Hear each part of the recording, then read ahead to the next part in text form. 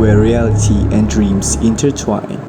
Two souls embark on separate journeys that will shape their destinies. Meet Kafka Tamura, a young runaway on a quest for self-discovery. Cursed by his father and haunted by his past, Kafka seeks refuge in the unknown. And Nakata, an enigmatic man with a mysterious ability to converse with the creature of the night. bound by a shared destiny, their paths converge in a tale of magic, longing, and the search for truth.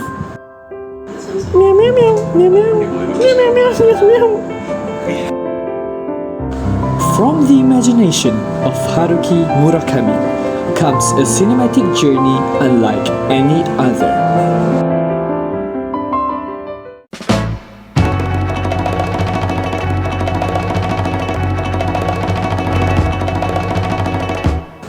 We bring you Kafka on the Shore, where reality fades and dreams come alive. Will not be coming to theaters near you.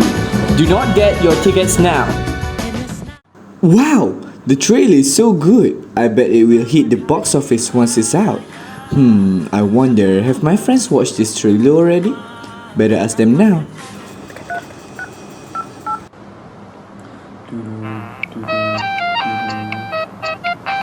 Hey Wan, have you seen the trailer for the Kafka on the Shore? Yeah, I seen it and it's so good. I know, right? Hey, before we go and watch the movie, right? Let's get around with the boys. I believe our boys would know a lot about the story and also the author of the story as well. How about it? Oh yeah, I absolutely agree with what you just said. Yeah, sure. We'll meet you right up.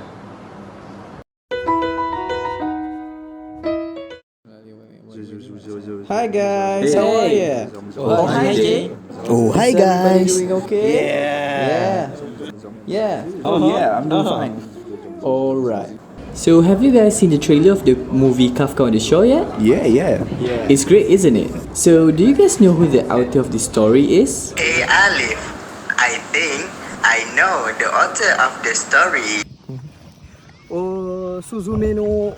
Haruki Murakami, born on January 12, 1949, in Kyoto, Japan, is a literary luminary acclaimed for his masterful fusion of magical realism, existential inquiry, and intricate narrative craftsmanship. After completing his studies in drama at Waseda University in Tokyo, Murakami ventured into the realm of entrepreneurship, managing a jazz club named Peter Cat during the late 1970s. It was during this time that he began to nurture his passion for writing, ultimately transitioning into a full-time author.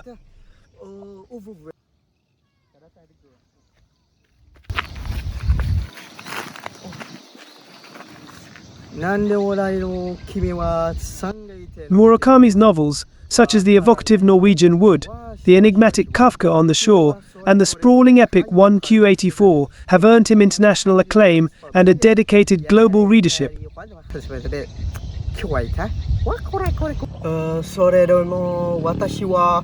Throughout his illustrious career, Murakami has been honored with numerous awards, including the Franz Kafka Prize, the Jerusalem Prize, and the Hans Christian Andersen Literature Award.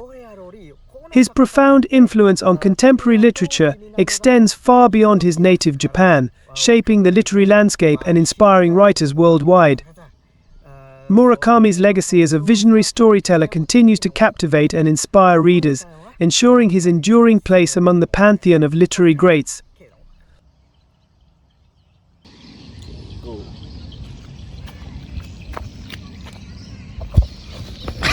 For me, I actually know what he is famous for, so Kafka Murakami is famous for his distinctive writing style. Murakami's writing style is distinct and easily recognizable. He often blends elements of magical realism, surrealism, and literary fiction, creating dreamlike narratives that captivate readers. He also gave a lot of tips on how to write like himself, where he said that reflect on what you see. Don't rush into judgment about it, where it means that reflect more on what you do rather than commenting on and criticize about it. Take your time and enjoy what life is trying to offer you. Next is exploration of themes. He is known for exploring universal themes such as loneliness, alienation, the search for identity, and the complexities of human relationships. Murakami's ability to delve into these themes with depth has earned him widespread acclaim. His works on his novel, for example Kafka on the Shore, has a lot of magical themes where the character named Nakata can talk to cats, and also the theme for this novel revolves a lot around memory and trauma, where there's war and conflict circling about in this novel itself.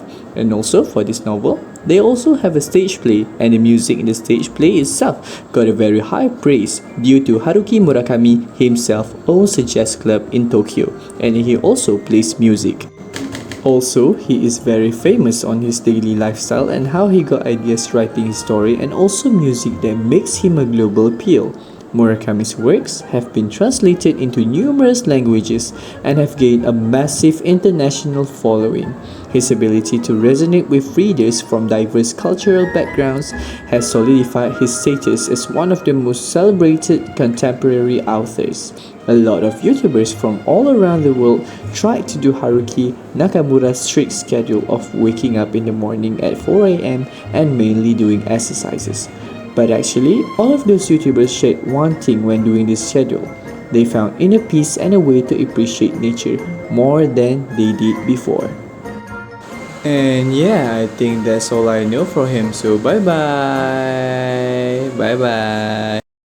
Hey Alif, there are also other works by him and reviews such as Kafka on the Shore wasn't Haruki Murakami's only notable works.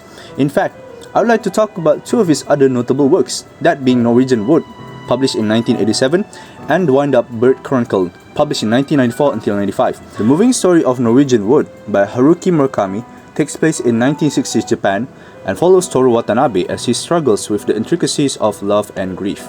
Having to choose between Naoko, a frail woman tormented by previous tragedies, and Midori, a lively and energetic student, Toru finds himself divided.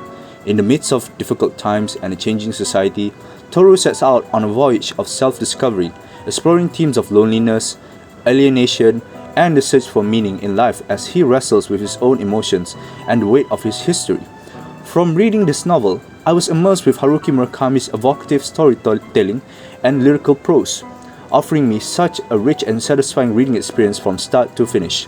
The characters are well developed and multifaceted, each dealing with personal issues and problems that give the story more depth and subtlety.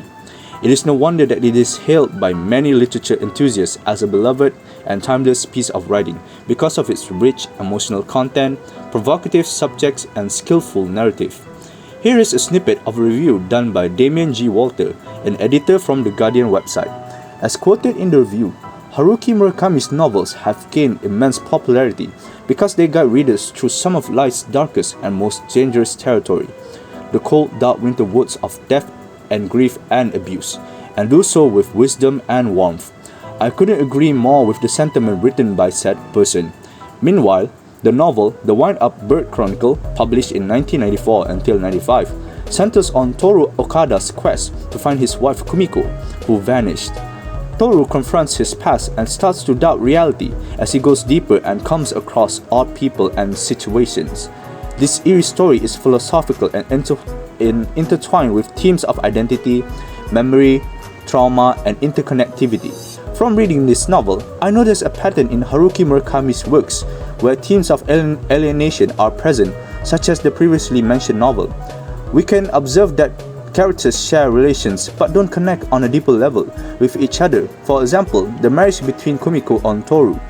The novel would go on to achieve a great accomplishment by winning the 1995 Yomiuri Prize for the Best Novel. It's a shame that not many people pay attention to his other works, because I think some of his other works are very great in their own way. If you enjoy reading books with deep and poignant messages, then I would highly recommend you delve yourself in his works. That is all from me, so thank you. And also, please ignore the dog behind me.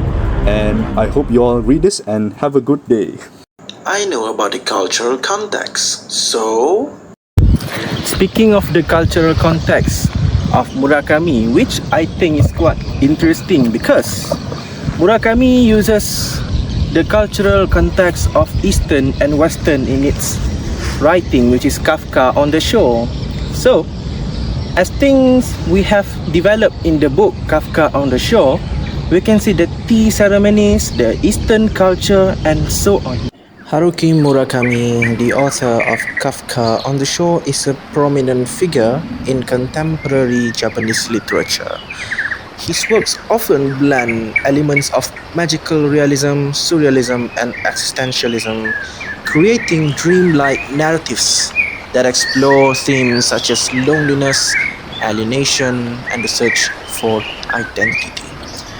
Culturally, Murakami's writing reflects both Japanese and Western influences, showcasing a unique fusion of Eastern and Western philosophies, literature, and popular culture.